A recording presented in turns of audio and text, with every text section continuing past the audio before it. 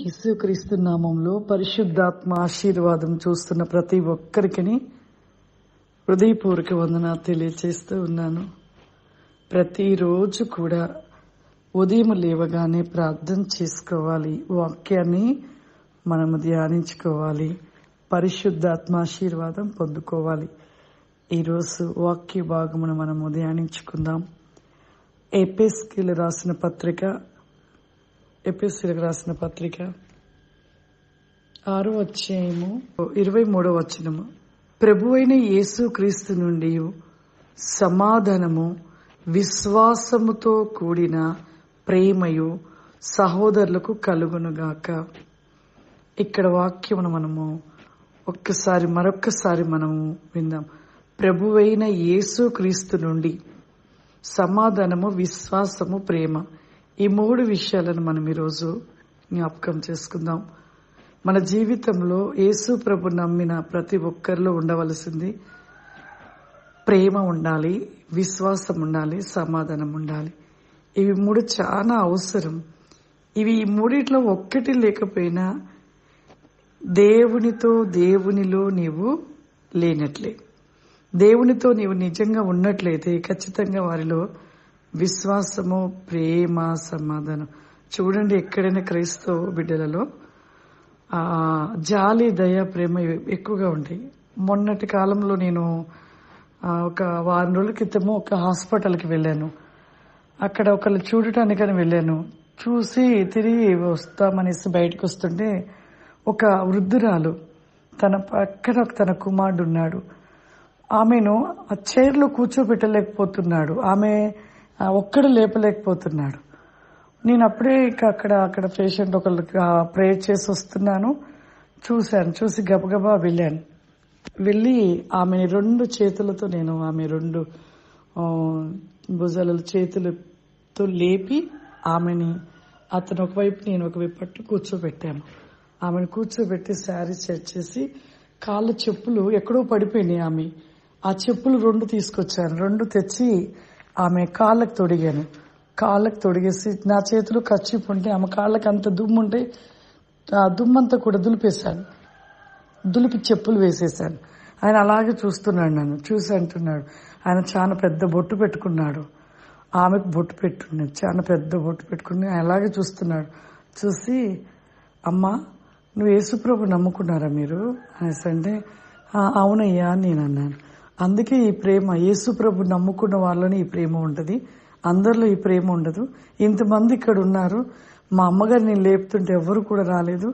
మీరు వచ్చేసి మరి మా అమ్మగారిని లేపి కూర్చోబెట్టి ఆమె చెప్పులు అక్కడో పడి ఉంటే తెచ్చి తుడిచేసి మీరు కాళ్ళకి వేయడం అనేది నిజంగా యేసుప్రభు ప్రేమ మీలో చూశానమ్మా. నిజంగా ఇటువంటి పనులు యేసుప్రభు నమ్ముకున్న వాళ్ళే చేస్తారు, వేరే వాళ్ళు చెయ్యరు. ఇక్కడ ఇంతమంది ఎవరు చేయట్లేదు అని చెప్తూ ఆయన ఒక మాట అన్నాడు. ఒకప్పుడు నేను కూడా యేసుప్రభుని స్కూల్లోనే చదివానమ్మా. కానీ ఆ ప్రేమ మీరు చూపించడం బట్టి చాలా వందనాలమ్మా, చాలా సంతోషం అని. అసలు ఆయన వందనాలు అనడం ఏంటని ఆశ్చర్యపోయాను. ఆయన మరి క్రిస్టియన్ స్కూల్లో చదువుకున్నానని చెప్పాడు, కానీ చాలా పెద్ద బొట్టు పెట్టుకున్నాడు. నేను అనుకున్నాను, ఇక అతన్ని చూసి ఒకటే అనుకున్నాను. నేను అతనితో కూడా ఒక మాట అన్నాను, నిజమే బ్రదర్, యేసు ప్రభుని నమ్ముకుంటే ఈ ప్రేమ, ఈ జాలి, ఈ దయ అనేది వచ్చేస్తుంది. ఆయన ఇచ్చేది మాకు ఒక గిఫ్ట్గా ప్రేమ, దయ, సమాధానము, అనేకులు ప్రేమించుటే మాకు నేర్పించేది. యేసు ప్రభువు నమ్ముకున్న ప్రతి ఒక్కరిలో ఇలాగే ఉంటారు అన్నప్పుడు ఆయన సంతోషపడుతూ వాళ్ళ అమ్మగారిని ఇక తీసుకొని ముందుకు వెళ్ళిపోయాడు. నిజమే, మనము దేవుణ్ణి నమ్ముకున్న వారిలో ఉండవలసినది ప్రేమ ఉండాలి, సమాధానం ఉండాలి, విశ్వాసము ఉండాలి. ఇవి ఉంటే ఖచ్చితంగా మన జీవితంలో మనము ముందుకు వెళ్తూ ఉంటాం. యేసు ప్రభు నమ్ముకున్న బిడ్డలుగా మనము నిజమైన బిడ్డలుగా మనకు ఒకటే గుర్తు, ప్రేమ చూపించే మనసు ఉండాలి, దయ కలిగిన మనసు ఉండాలి. మరి మన జీవితంలో ఏదైనా జరగనప్పుడు విశ్వాసాన్ని కలిగి ఉండాలి. ఇవి ఎంతో అవసరం. ఇక్కడ అందుకే చెప్తున్నాడు, ఏం చెప్తున్నాడు, ప్రభువైన యేసు క్రీస్తు నుండి. ఎవరి నుండి వస్తున్నవి? యేసు క్రీస్తు నుండి వచ్చేటి సమాధానము. ఒకరితో ఎప్పుడు మనం గొడవలు పడము, సమాధానము కలిగి ఉంటాం. విశ్వాసముతో కూడిన ప్రేమ అంటే విశ్వాసమును కలిగి ఆయన ప్రేమను కలిగి ఉంటామంట. చూడండి, ఈ 3 ఎంత చక్కటి వాక్యాలు. ఇవి మనం కలిగి ఉంటూ ఉన్నామా? ఒకసారి మనము ఆలోచన చేద్దాం ప్రియులారా. మనం ఆ విధమైన మనసును కలిగి ఉంటున్నామా? ఆయన ప్రేమను కలిగి ఉంటున్నామా? ఆయన అందరితో మనం ఒక సమాధానం కలిగి ఉంటున్నామా? ఒకసారి ఆలోచన చేద్దాము. మనం నులివెచ్చిన క్రైస్తవ జీవితాన్ని కలిగిన వారిగా ఉండకూడదు. ఎటు చూసినా ఎంతో మంది కూడా, చాలా మంది కూడా క్రైస్తవులు అయ్యుండి కూడా వారిలో కోపము, అవిశ్వాసము, సమాధానం ఉండదు, ప్రేమ ఉండదు, ఇష్టానుసారంగా మాట్లాడుతుంటారు. అవన్నీ కూడా దేవుని యొక్క లక్షణాలు కదా, సాతాను యొక్క లక్షణాలు.